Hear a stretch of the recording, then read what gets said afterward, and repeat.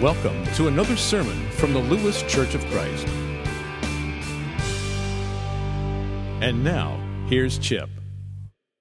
The sermon series is called Ornaments and Christmas Ornaments, and it's looking at different ornaments on the Christmas tree, like joy and peace and hope and things like that. And Mark and Adam and myself are taking turns preaching through the series. So next week is Adam's turn, then Mark closes it out, but I'm excited about it. Today, I'm going to be talking about a few really mysterious people, a few really strange people. And I'm not talking about anybody in our church, so don't panic. But I'm talking about some really strange and mysterious people that lived at the time of Jesus. These people were almost mystical. They were astrologers and they were astronomers, and they were people that interpreted dreams, and they were people that were sky watchers, and just a strange group of people that we don't know a whole lot about. And of course, these people were called magi, magicians, astrologers, astronomers, really strange group of people. And we don't know a whole lot about them, but everybody that's a Christian seems to know about them. The whole world, even non-Christians, seem to know about these strange group of people called magi, or the wise men. But even though all these people, all these Christians, all of us know of the wise men, the Bible gives us just a little bit of information. There's only 12 verses in the entire Bible that talk about the wise men at the Christmas story. Only 12 verses. Matthew chapter 2, 1 through 12. It's the only place. But even though there's just very little information in the Bible, even though there's not much there, 12 verses, we can gain a lot of wisdom from those 12 verses. And what we can gain is how to worship. You know why? Because the wise men were worshipers of Jesus. The wise men were worshipers. That was their objective. The objective for them was to worship. And if we have examples in the Bible to learn from, that's great, isn't it? We need to learn from the Bible and learn from their examples on how we can be better worshipers. So what I'm going to do this morning is I'm going to look at a chronological order of the wise men's story. And it's my version, I guess you could say, of what I've got out of those 12 verses. I'm going to give you a chronological order of the Christmas story of the wise men, and I'm going to do it in what I call seven scenes. Okay? And then what I'm going to do after that is I'm going to look at three conclusions that we can gather about the wise men regarding worship.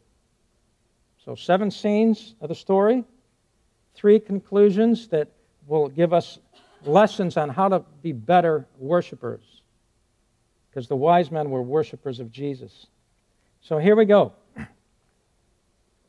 Scene 1 is the angels visit the shepherds. Now, this is in Luke chapter 2. Matter of fact, the only place the Bible story, as far as the Christmas story, is in only 2 of 4 Gospels. It's the only place you can read about the birth, the Christmas story. It's in Luke chapter 1 and 2, Matthew chapter 1 and 2, and that's it.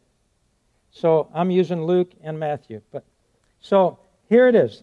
This whole concept of the wise men and their story really starts with the angels visiting the shepherds. The shepherds, scene 1, shepherds are outside of Bethlehem. Jesus is born already. He's in the manger.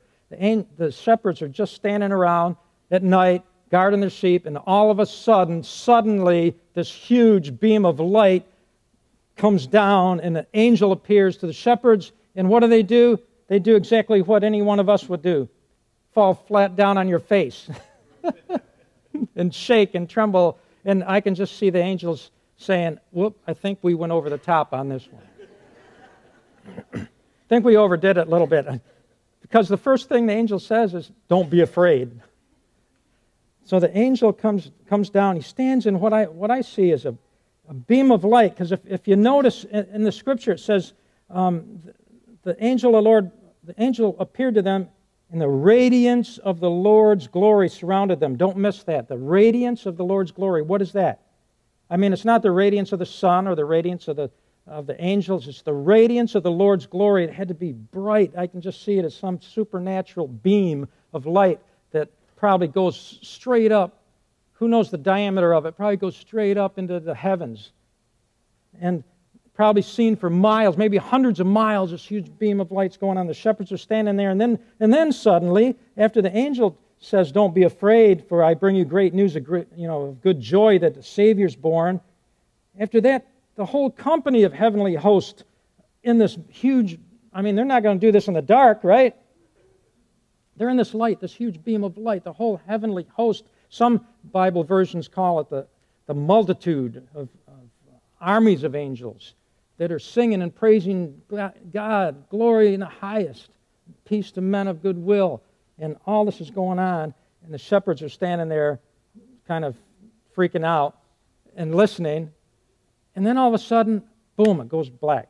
The angels go to heaven and it's gone. They run off to the manger scene to find Jesus. That brings us to scene 2, the wise men, way over here, hundreds of miles away, probably in Persia, hundreds of miles to the east. That's where modern-day Iraq is. Probably from there. We don't know for sure. Another mysterious thing about the wise men. But they see this beam of light. They're star watchers. They're experts in looking at stars and trying to interpret things. And they see this beam of light, and it's towards Jerusalem, and they're thinking, wow, they see the star. They're in the east, and they see the star, and they say, that's towards Jerusalem. That's the only city between Persia and Jerusalem. And in the west, Jerusalem is the only city. So they see it. They say, we got to go. This is some really significant supernatural celestial phenomena. We got to go see it. It must be a king. It must be a king is born. It's a sign. We got to go and we got to worship this king. And so they assume it's Jerusalem. No star anymore. It's gone. They just assume that and they get ready to go.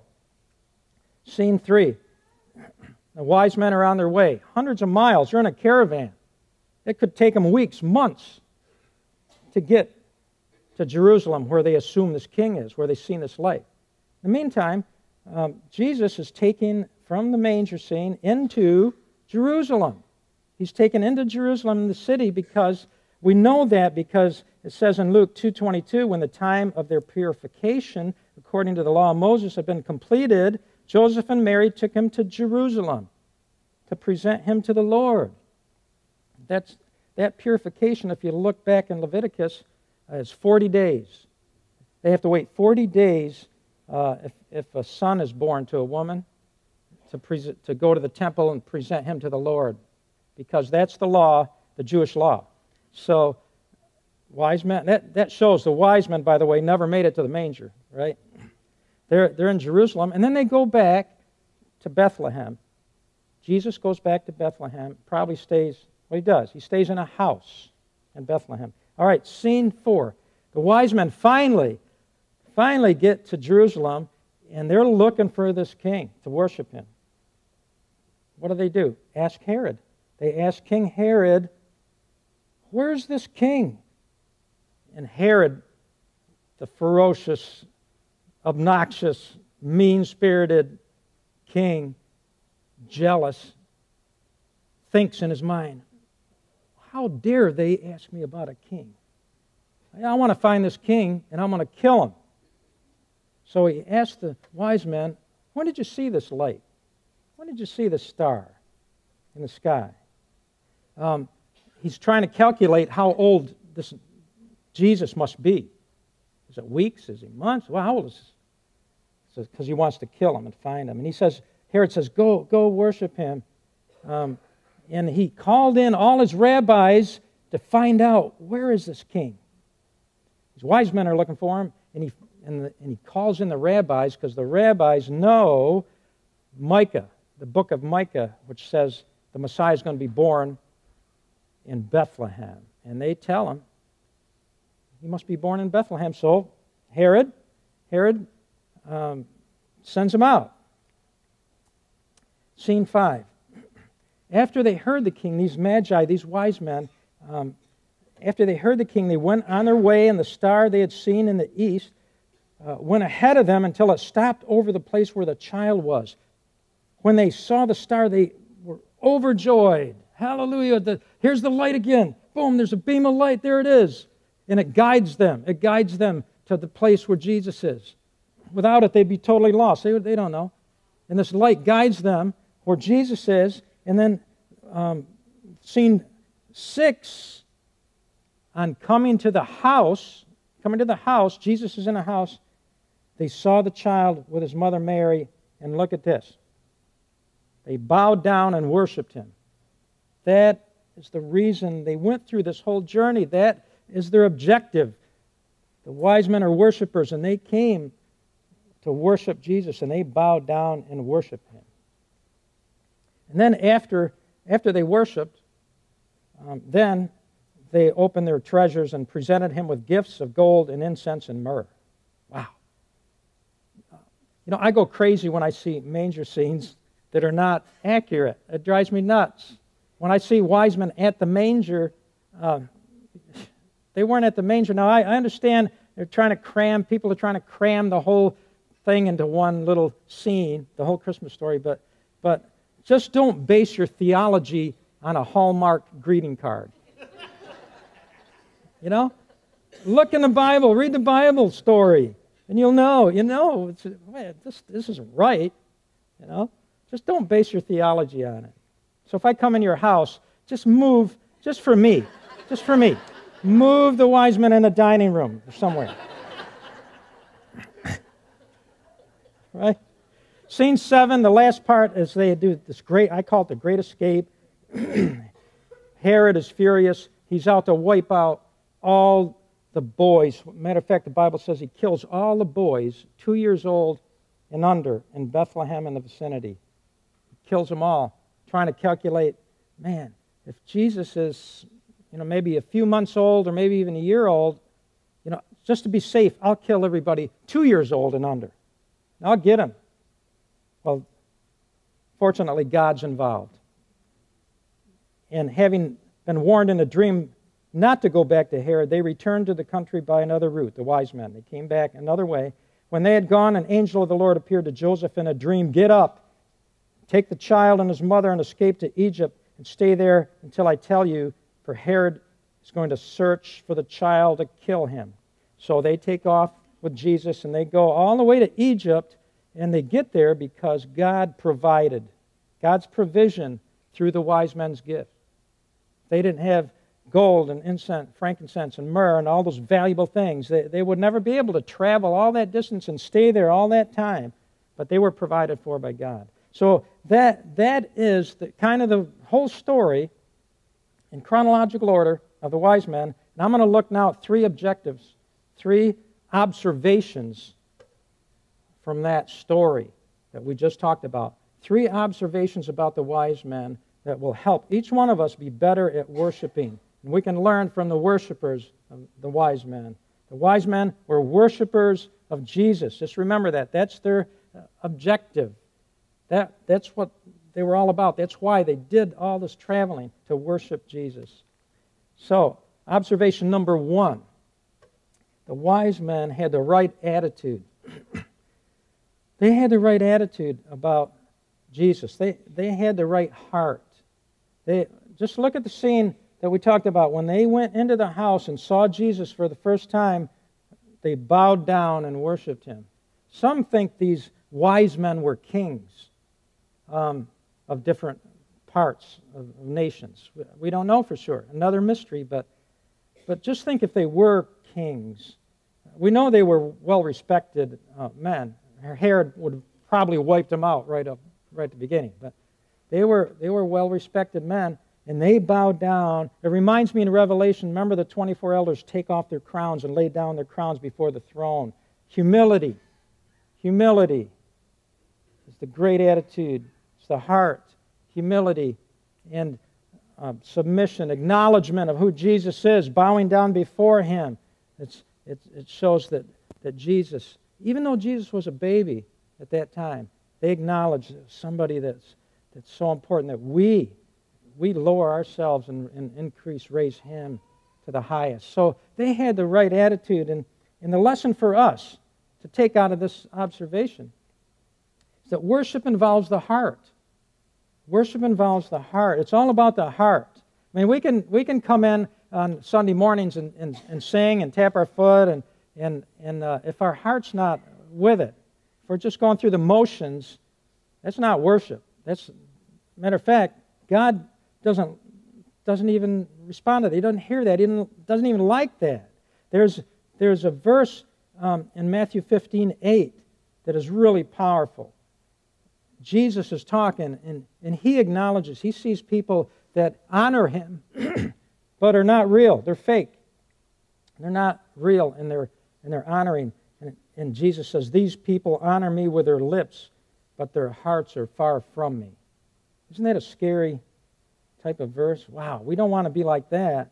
See, worship, when we worship, it involves the heart. And God is looking for the heart. The second observation from the wise men and their story, the wise men sought to be in his presence. They could have been way back here in Persia, wherever. They could have just sent messengers. They could have said, this must be a sign of a great king.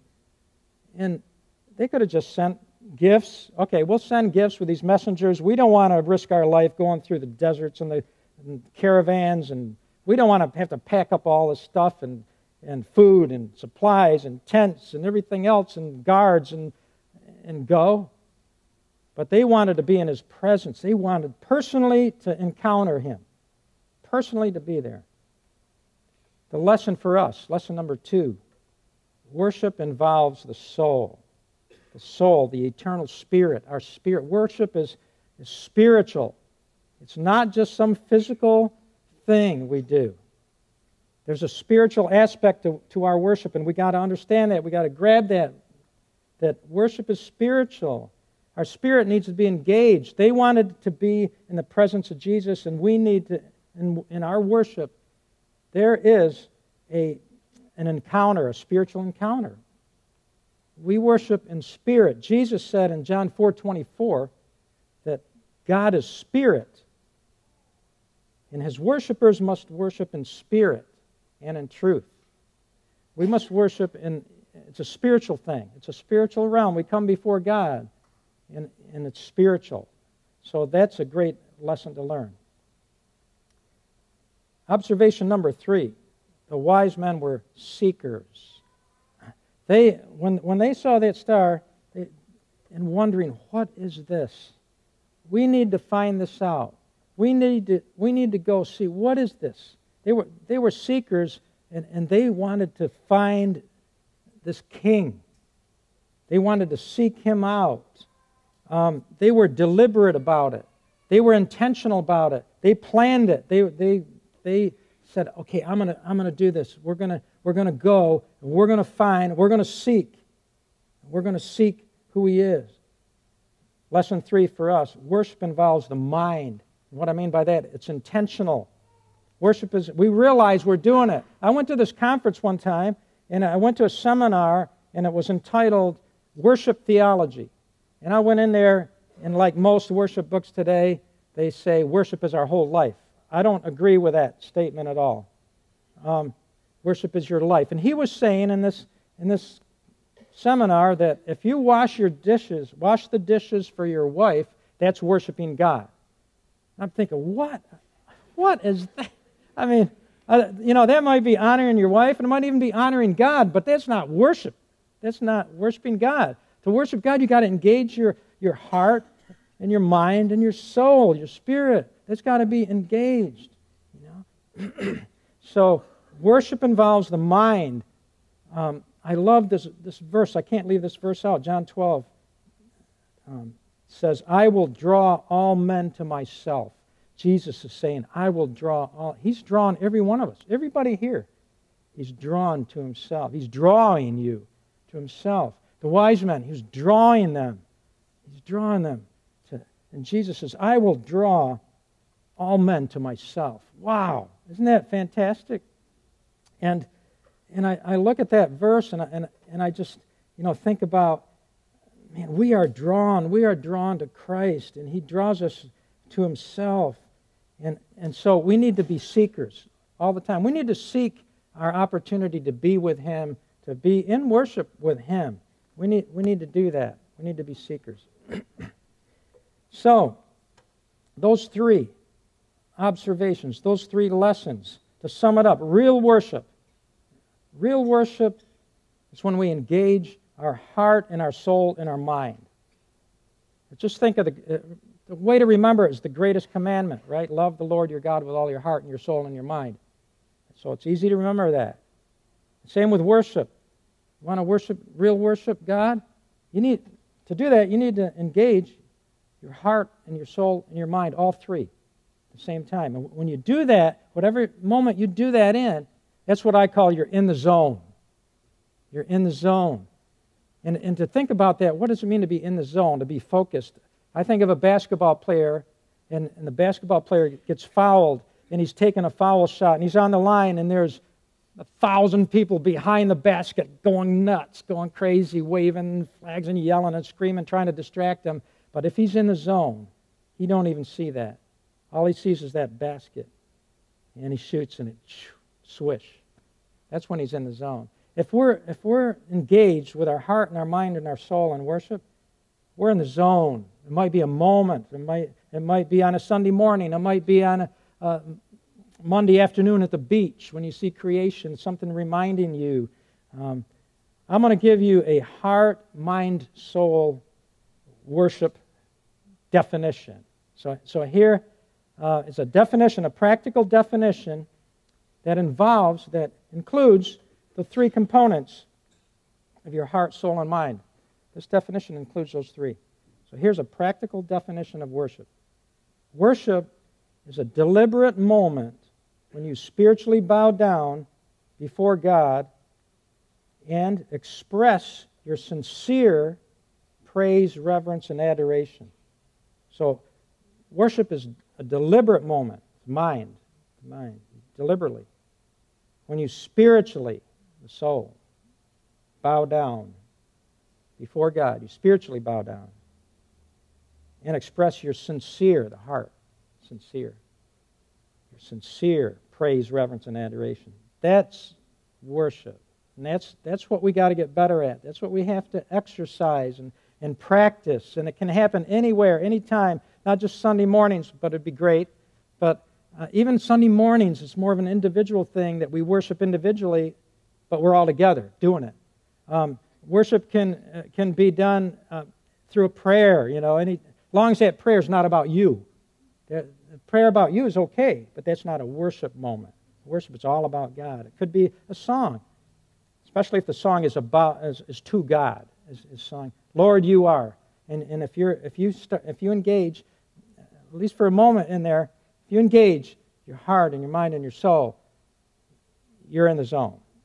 And that's where we need to get better at, to be in the zone. And we express that worship in a lot of ways. When we're in the zone, some people raise their hands. Some people just bow, don't do anything. That's okay. Either way,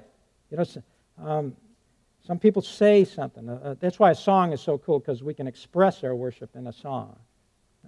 Some people pray. This has been a presentation of the Lewes Church of Christ.